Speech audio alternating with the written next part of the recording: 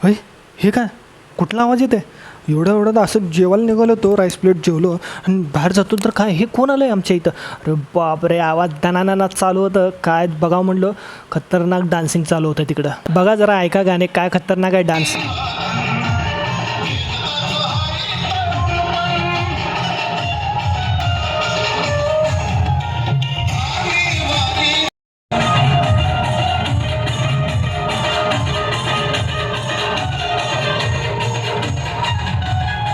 एकापेक्षा एक गाणे लागले होते मित्रांनो. एवढ्यात मी बोला म्हणलं काय तर, नाही तर आमच्या इकडे स्ट्राईक लागेल.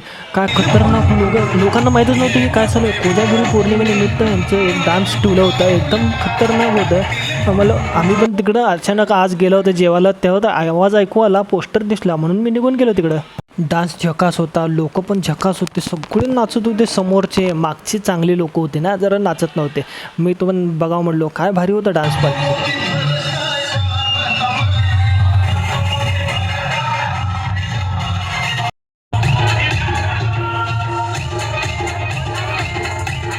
राजाची राणी वाटलं शोभावी राजाची राणी अरे एकच गोष्ट मामा तुम्ही ठेवावी आणि शिट्ट्या जोरदार आणि मग जोशला बघितलं ना, मन भरलं ना? नाही भरलं नसेल तर अजून 1-2 मिनिट बघा, कारण आमची व्हिडिओ संपत आलेला आहे इथं.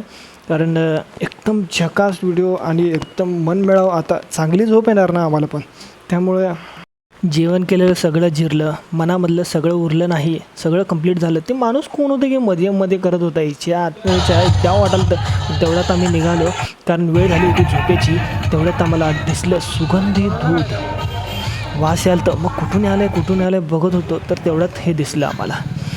हां, बघा जरा 2 मिनटं बघा. सुगंधी दूध आज पौर्णिमेच्या निमित्तानं आम्ही पित होतो.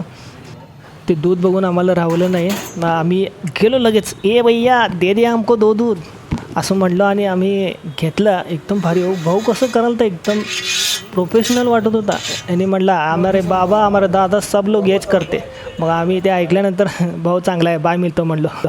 एवढं सगळं बघितल्यानंतर आम्ही निघालो आमच्या घरला. बाय मित्रांनो, भेटूया पुढच्या ब्लॉगमध्ये. नमस्कार.